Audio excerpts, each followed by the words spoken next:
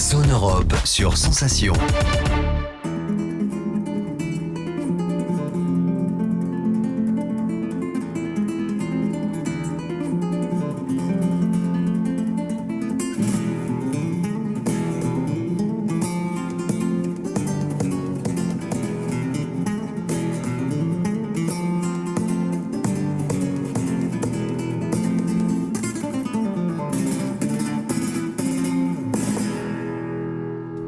Hola, bonjour à tous et bienvenue pour ce nouveau numéro de Zone Europe sur Radio Sensation et TV 78, une émission spéciale réalisée à Barcelone, en Espagne. Dans cette émission, il sera largement question de tourisme, mais également du programme Erasmus+. Et pour cause, l'Espagne accueille chaque année plus de 80 millions de touristes étrangers et c'est la première destination Erasmus. Mais tout d'abord, je vous emmène au centre Aleas, à Barcelone, où de jeunes enfants handicapés peuvent suivre des stages intensifs de kiné et de neuroréhabilitation. Zone Europe. Je m'appelle Stéphanie Guérillon, je suis la maman de Nathan et la présidente de l'association Nathan le combat d'un ange. Nathan, il est atteint de la mutation du gène ATP6V1A. Aujourd'hui, il y a à peu près 20 cas dans le monde. En fin de compte, il a une mutation qui est assez forte au niveau de son handicap. Enfin, l'handicap des enfants qui sont atteints de cette maladie dépend du degré de mutation du gène. Et là, effectivement, Nathan a un degré qui est assez important puisque aujourd'hui, il est épileptique, il ne marche pas, il ne parle pas, il a des troubles autistiques. Alors, ça fait depuis juillet 2013 qu'on vient à Barcelone pour que Nathan fasse ses thérapies. On vient ici parce que déjà Nathan connaît bien les thérapeutes, donc il est en confiance avec Léa et Samuel. C'est quand même 3 à 4 heures de thérapie par jour, donc on va dire c'est comme de la kiné mais intensive où Nathan apprend à stabiliser son corps, à se muscler, à tenir assis, à tenir à 4 pattes, tenir debout. Voilà, tout ça c'est pour le renforcer musculairement pour pouvoir justement arriver à ce qu'il tienne debout tout seul, voire même marcher. Bon, avec Nathan, cette fois, on a commencé à retravailler encore une fois tout ce que c'était les appuis à niveau des bras, gagner un petit peu plus de stabilité à niveau des omoplates. Bien sûr, on a bien regardé à niveau du dos, si tout allait bien. Et à niveau de bassin, essayer de lui donner un petit peu plus de stabilité. On travaille beaucoup debout aussi pour essayer de donner un petit peu plus de force et un petit peu plus de conscience à niveau des jambes, à niveau des extrémités, pour qu'il puisse aussi nous aider aussi à la vie quotidienne. Avant, il tenait juste assis, maintenant il tient à 4 pattes, debout avec appui. Avant, il avait le bassin qui vacillait de gauche à droite, maintenant il a réussi à stabiliser son bassin. Et puis à côté de ça, à côté du fait qu'il fasse des thérapies, il aime bien être ici. Pour lui, c'est vraiment un moment de plaisir, même s'il est dans l'effort, il apprécie beaucoup.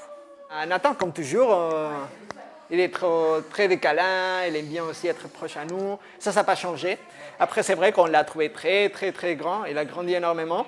Et ça veut dire que aussi les informations qu'il reçoit de son corps, ils sont aussi différents, non maintenant, parce qu'il a pris beaucoup de taille.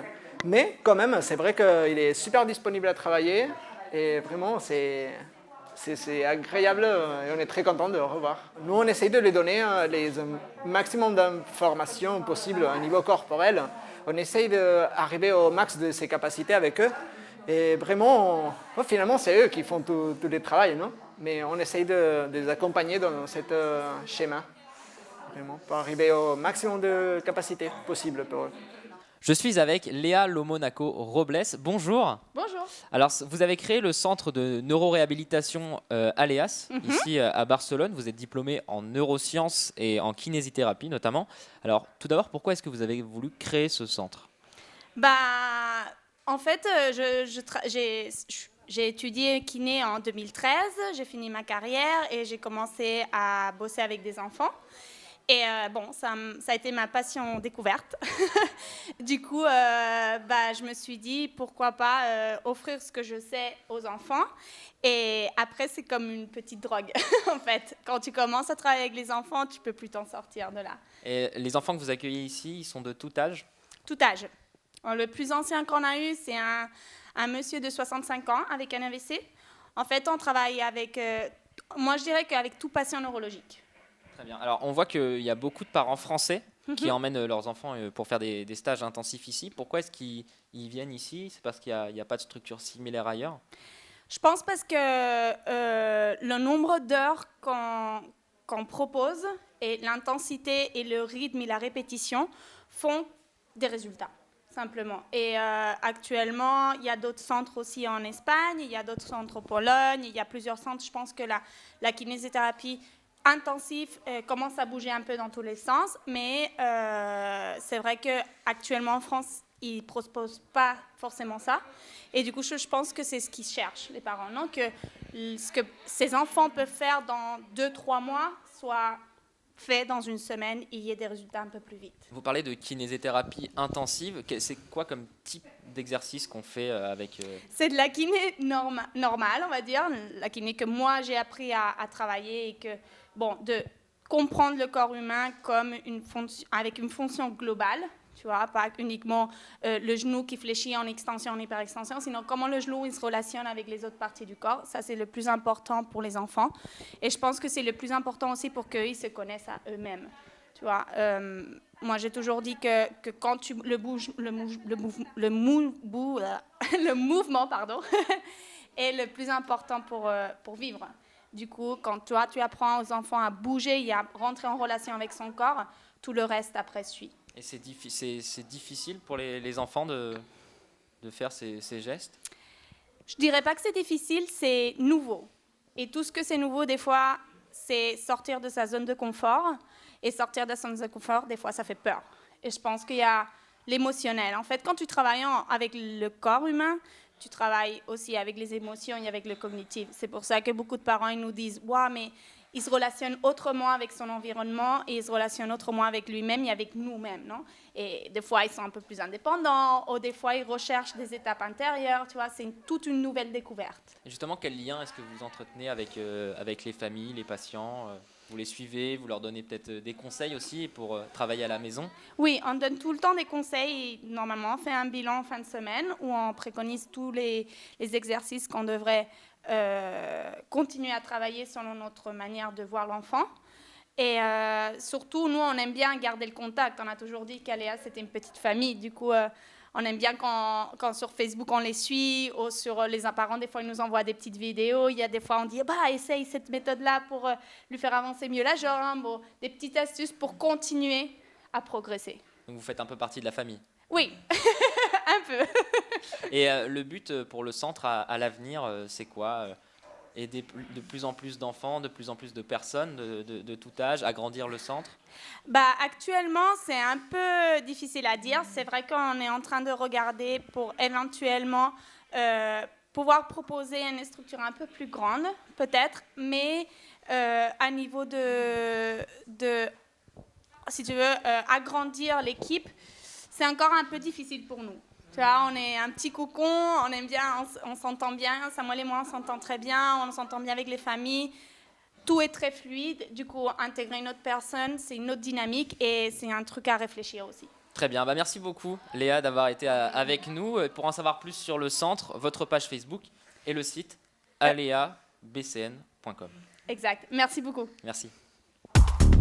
Zone Europe. Je vous parlais de tourisme tout à l'heure. L'Espagne accueille plus de 80 millions de touristes par an. C'est un gros enjeu économique. On fait un bref retour à Paris avec Ferran Taradellas Espuny. C'est le chef de la communication de la représentation de la Commission européenne en France.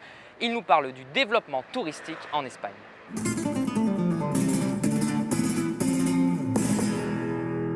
Vous voyez, en Espagne, la seule loi qui était approuvée à l'unanimité dans le Parlement espagnol, unanimité, c'est-à-dire tout le monde, c'était justement l'entrée à l'Union européenne, l'année 1986. Parce que pour nous, entrer dans l'Union européenne, c'était entrer dans le club des nations civilisées, si on peut le dire comme ça. On venait de sortir de la dictature du général Franco. Et l'Espagne, pendant toute cette période, cette 40 longues années, il ne faisait pas partie du continent européen. Et on voyait avec beaucoup de jalousie ce que l'Europe était pour les Français, les Hollandais, les Italiens, les Allemands, etc. Et il avait une grande envie de la part de tous les Espagnols pour faire face de ce club. Et au moment qu'on est rentré, voilà, on a dit finalement, on est retourné chez nous. Dans notre continent, là où nous appartenons. Ça, c'était très important pour les Espagnols. Évidemment, pour les Espagnols, c'était très important aussi le reçu de fonds structurels. probablement un des pays qui mieux a profité des fonds structurels et de cet exercice de solidarité européenne qui est finalement ces fonds européens, c'est l'Espagne, qui quand a rentré à l'Union européenne, il avait un rente per capita d'environ 85% de la moyenne européenne, et que l'année 2008 était à la moyenne européenne, c'est-à-dire qu'on on a fait un grand avancée grâce à ces fonds. Le secteur de l'agriculture a bénéficié aussi beaucoup de fonds de la PAC. On a eu des développements d'infrastructures qui n'auraient été pas possibles sans l'intervention européenne. Et surtout, les business espagnols, y compris le tourisme, mais pas que, ont pu rentrer dans les marchés uniques avec beaucoup plus de facilité pour faire du business. Et l'Espagne, en fait, c'est un pays qui exporte beaucoup dans les marchés uniques et ailleurs de marchés uniques grâce au traité de libre commerce qu'on fait avec des pays tiers. Il faut dire, par exemple, qu'une des choses qui était bien appréciée en Espagne, malgré qu'au début, ça crée un peu de confusion, c'était l'euro et la possibilité de voyager un peu pour tous les continents avec la possibilité de ne pas avoir de changer de monnaie chaque fois qu'on traverse un pays. Finalement, pour mentionner une chose, mais la liste pourrait être beaucoup plus longue, l'Espagne est le premier pays récepteur des étudiants Erasmus et le premier pays exportateur, on peut dire, d'étudiants Erasmus de l'Union européenne. Ça montre un peu qu'un pays, c'est un pays attractif pour les Européens pour faire ses études, mais aussi l'envie des Espagnols de rencontrer d'autres Européennes dans les autres pays de l'Union.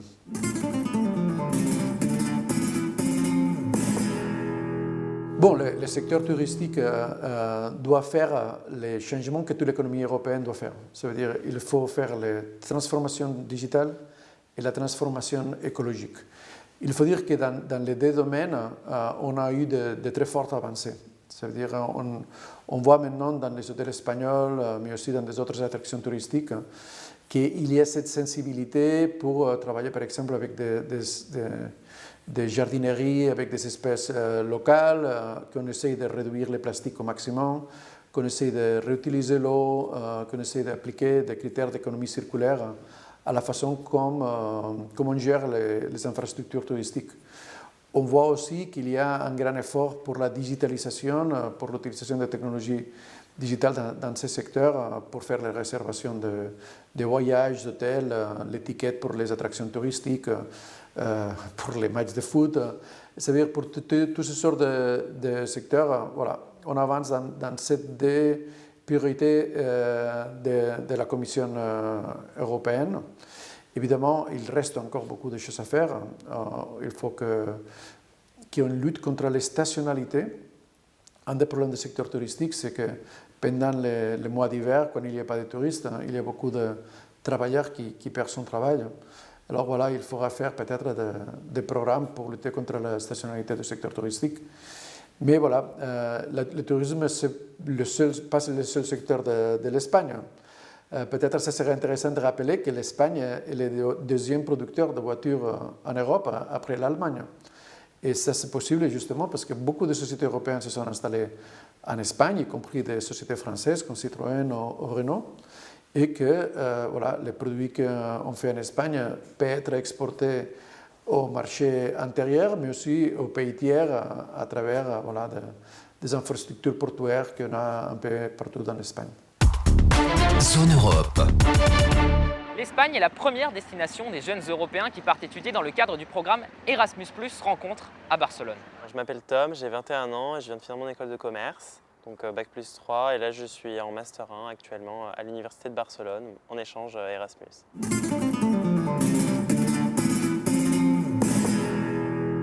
Tout simplement parce qu'on vient de se faire 2 ans de pandémie et que c'était assez compliqué, mais surtout parce que je voulais vraiment renouveler l'expérience que j'avais eue du coup lors de mon premier Erasmus en Suède, qui est de rencontrer des internationaux. Pour ma part, je parle que anglais, français, italien, et du coup je me suis dit pourquoi pas partir apprendre une nouvelle langue. Et puis c'était aussi l'occasion de pouvoir voir un nouveau système éducatif qui n'est pas forcément le même qu'en France, qui a plus de flexibilité sur certains sujets. Et encore une fois, de me faire des amis aux 4 coins du monde, parce qu'aujourd'hui, j'ai gardé pas mal de potes de Suède. Et c'est vrai que pour l'instant, c'est des potes, mais à terme, pour le monde professionnel, on va dire, ça constitue un réseau aux quatre coins du monde. Et du coup, quand on voyage, c'est super pratique.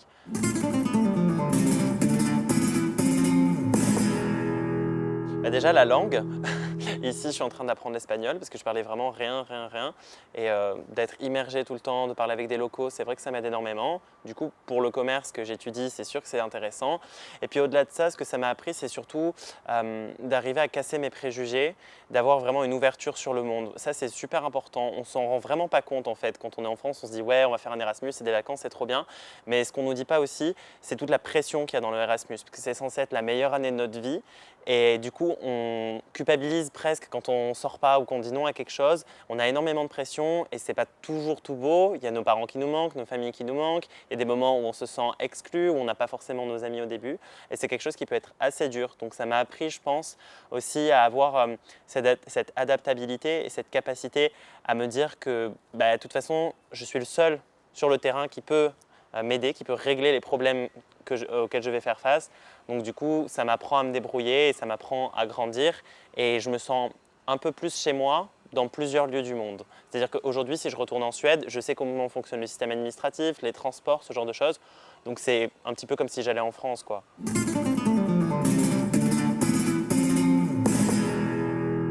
Alors, le quotidien à Barcelone, ça ressemble à pas beaucoup de sommeil, vraiment pas beaucoup. Moi, par exemple, j'ai cours 5 jours par semaine. Donc le matin, j'ai les cours à la fac et ensuite, j'ai les cours d'espagnol. Et puis sinon, généralement, il y a beaucoup d'assauts étudiantes, notamment ce qui s'appelle l'ESN, Erasmus Student Network, qui est une association spéciale pour les Erasmus, qui organise beaucoup d'événements. Donc c'est vrai qu'on sort pas mal, on rencontre beaucoup d'internationaux. Et puis les week-ends, il y a aussi des excursions qui sont organisées. Donc on va pouvoir visiter les alentours de Barcelone. Des fois, on se repose, mais c'est vrai que c'est assez intensif comme rythme.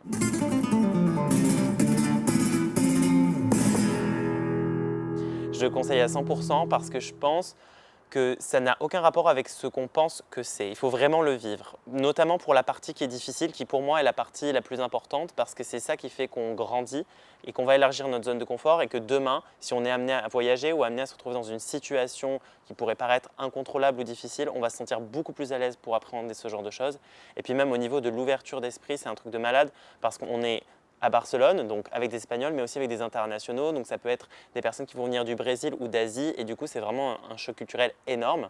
Et on apprend beaucoup de ça. Et du coup, on peut s'inspirer des cultures des autres et comprendre. Moi, personnellement, depuis que je suis ici, et je ne suis pas rentré en France depuis 2 mois, je vois la France comme un étranger. Alors qu'avant, je voyais la France comme un Français. Et maintenant, je comprends pourquoi les étrangers, ils adorent Paris. Ils trouvent que tout est trop beau, l'architecture, etc. Parce que en parlant avec eux, je vois à travers leur regard comment ils perçoivent ma culture.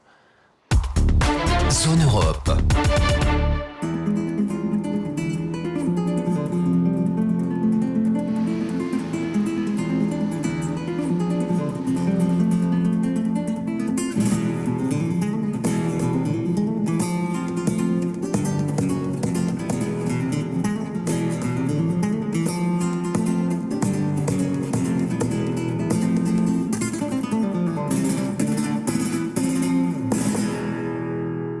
On va parler business à présent dans Zone Europe, car j'ai rendez-vous avec Christian Marion, c'est le directeur de la CCI France-Espagne. Christian Marion, bonjour. Bonjour. Alors vous êtes le directeur de la CCI, la Chambre de commerce et de l'industrie France-Espagne. Vous regroupez plus d'une centaine d'entreprises, des entreprises françaises, mais implantées ici. Quel type d'entreprise on trouve ici ? On regroupe 450 entreprises françaises et espagnoles. Tous secteurs confondus. Alors la première chose, la première particularité, c'est effectivement 50-50. On a 50% d'entreprises françaises, donc des filiales implantées ici, et également des entreprises espagnoles de Barcelone par exemple, qui ont soit des filiales en France, soit qui s'intéressent au marché français. Donc du coup c'est un club assez multiculturel, multilingue entre leurs membres en fait. Oui. Et quel est le rôle de la CCI avec ces entreprises ? Il y a 2 rôles en fait. Les chambres de commerce françaises à l'étranger, avant tout c'est une association, c'est une association d'entrepreneurs. Et c'est d'une certaine façon, c'est chasser en meute, c'est essayer de faire en sorte que animer un club d'affaires et les aider d'une certaine façon à avoir plus de visibilité, leur donner les bons conseils, s'unir entre secteurs d'activité, entre différentes activités au sein d'une même entreprise, de différents métiers, et finalement d'une certaine façon partager beaucoup d'informations entre les entreprises. Donc ça, c'est la partie club, et une partie également prestation dans laquelle on aide les entreprises françaises à venir s'implanter, mais également les entreprises espagnoles à partir vers l'Espagne. Donc il y a deux activités, la partie club et la partie prestataire de services en fait. Et les missions que vous réalisez avec les entreprises, c'est les mêmes avec toutes les entreprises, ou il y a des entreprises qui ont besoin d'aide plus spécifiques, si on peut dire ça comme ça? Donc, il y a des entreprises qui ont besoin finalement déjà de savoir s'il y a un marché, si le marché peut répondre s'ils ont une place sur le marché, si leurs services, si leurs produits ont leur place en Espagne. Donc du coup, c'est vraiment plutôt des études de marché. Et après, il y a des entreprises qui cherchent vraiment à s'implanter. Donc du coup, ça c'est de l'implantation pure et dure, la création de la filiale, les mettre en contact avec les bonnes personnes pour pouvoir embaucher, pour pouvoir créer la structure juridique. Et après, il y a les entreprises qui sont déjà ici. Et effectivement, là, leurs besoins, c'est, comme je vous disais au tout début, c'est plutôt mieux communiquer, mieux vendre, avoir des bons contacts entre pairs. Donc, telle entreprise est chez nous. Est-ce que vous pouvez me faire une intro? Et de membre à membre, en fait, c'est ce genre de connexion qui marche très très bien au sein d'un club, en fait. Et qu'est-ce que les entreprises françaises peuvent apporter ici en Espagne? Quel est le secteur peut-être qui fonctionne le mieux? Alors c'est vrai qu'ici à Barcelone, c'est une ville qui est très cosmopolite et qui a attiré depuis quelques années énormément d'entreprises dans la technologie. Donc beaucoup de startups françaises qui viennent s'implanter à Barcelone, soit parce que le marché répond favorablement, c'est un peu le premier marché auquel on pense juste après avoir fait ses devoirs en France. Essayons un marché qui est proche, qui est similaire au marché français, mais c'est aussi une porte d'entrée pour le reste de l'Amérique latine, par exemple. Et c'est également un endroit où il y a beaucoup de talent, du talent peut-être un peu plus abordable qu'en France, ou même qu'en région parisienne. Et donc du coup, des entreprises françaises qui viennent souvent ici, parce qu'il y a énormément de Français qui ont choisi Barcelone comme endroit de vie, et ces entreprises se sentent à l'aise ici. On est un petit écosystème comparé par exemple à une ville comme Londres ou une ville comme Paris, mais très bien connecté avec beaucoup d'universités, beaucoup d'entreprises locales, beaucoup de start-up locales, des aides et des associations comme la nôtre, mais même d'autres locales qui aident vraiment à s'implanter. Et donc du coup, c'est assez simple en fait de faire venir des entreprises et qu'elles réussissent leur business ici à Barcelone en fait. Et vous conseilleriez à des Français de venir ici faire du business? Oui, non, bien sûr, c'est un bel endroit. Par exemple, il y a souvent une question qui se pose lorsqu'une entreprise française n'arrive pas à avoir... il y a beaucoup d'entreprises dans la tech, par exemple, qui n'arrivent pas à avoir forcément du talent ou n'arrivent pas à attirer suffisamment de talent. Le talent devient très cher, surtout dans les technologies très, très compliquées. Certaines ont simplement décidé de venir à Barcelone pour attirer mieux ces personnes, en leur disant, écoutez, c'est sympa Paris, mais là, en fait, on a ouvert aussi une filiale à Barcelone, et ça complète en fait pas mal le package d'attractivité, le fait de venir à Barcelone, pouvoir être près de la mer, près de la montagne, dans une ville qui est assez sympa, dans laquelle on mange bien, et comme je vous disais, très très bien connecté, et avec beaucoup d'entreprises en fait. Vous disiez tout à l'heure, vous aidez aussi les entreprises espagnoles à venir s'implanter en France. Vous faites ça de quelle manière? Alors, soit en les connectant avec des partenaires commerciaux en France, par exemple, ça peut être de la recherche de distributeurs, de la recherche d'agents commerciaux, soit en leur conseillant de s'implanter. Et là, on les aide vraiment à créer la filiale à Paris, en France. Enfin, justement, on ne conseille pas que Paris. C'est un de nos rôles aussi de leur dire, allez. Quand ils viennent vous voir, ils vous disent, on aimerait s'implanter à Paris, la plupart du temps. temps. Souvent, c'est vraiment une demande. Et c'est compliqué pour n'importe qui, parce que c'est un marché qui est très concurrentiel, mais ce n'est pas la seule porte d'entrée en fait. On leur conseille à la limite même de jouer la proximité pour tester le marché français et peu à peu de se diriger à Paris. Après, ça dépend si c'est une boîte plus traditionnelle, industrielle, ça marche. Si c'est une boîte plus technologique, effectivement, la place de Paris, tant en termes d'investisseurs que d'accès au talent, est vraiment conseillable. Mais sinon, on leur fait voir qu'il y a quand même d'autres zones de France qui sont également intéressantes pour eux. Donc, soit on les aide vraiment à rechercher des partenaires, soit on les aide vraiment à créer une structure juridique pour qu'elles puissent directement, ou alors même à chercher des candidats, chercher du talent, même des Français qui sont déjà ici et qui s'intéressent à des boîtes espagnoles. Et c'est les premiers candidats pour venir en France, pour aller en France de la main d'une boîte espagnole. Et dernière question, si vous aviez un conseil à donner à un entrepreneur français qui aimerait venir ici s'installer à Barcelone. Alors là, je vous ai dit que c'était très facile, que Barcelone, c'est bien, c'est simple. Le premier conseil, c'est quand même essayer de voir que c'est quand même un marché qui est différent. C'est un marché qui est proche, c'est un marché qui est pas aussi exotique que d'autres marchés mondiaux, mais il y a toujours des astuces. Et donc du coup, ne pas arriver en territoire conquis. Souvent, les Français, pendant des années, ont été perçus ici comme plutôt des conquistadors, genre ça marche en France, ça doit marcher en Espagne, évidemment. Un peu plus de recherche, un peu plus de questionnement avant de se lancer. À la limite, on peut même servir à ça pour les conseiller et faire en sorte que l'approche soit le plus facile possible. Merci beaucoup, Christian Marion, d'avoir répondu à nos questions. Et je rappelle que vous êtes le directeur de la Chambre de commerce et d'industrie France-Espagne. Zone Europe sur Sensation.